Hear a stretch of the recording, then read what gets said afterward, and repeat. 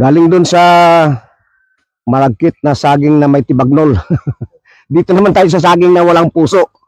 Ito yung tindok.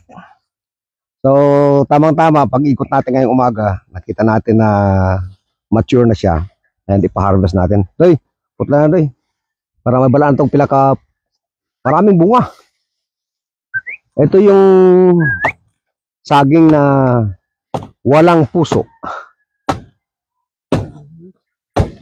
Hup, hup, hup, hup, hup. Salo. Salo. Okay. Wow. Grabe. Oh, pino. Pino, pino. Nakulungan mo ako. Grabe. Look at that. Ang dami. Ang lalaki. Gibasal nyo, giabunuhan nyo na eh. Very good. Oh. So, kailan, usually, hanggang 10 lang ito eh. Pero ito, 2, 4,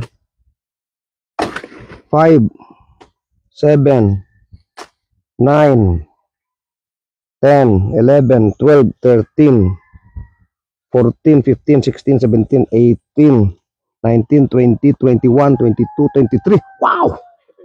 23 kabunga. Grabe. Amazing. Tindok. Ang saging na walang puso. Actually, ito yung plantain ng Pilipinas. Native sa Pilipinas to. So, marami tayong sasaingin man.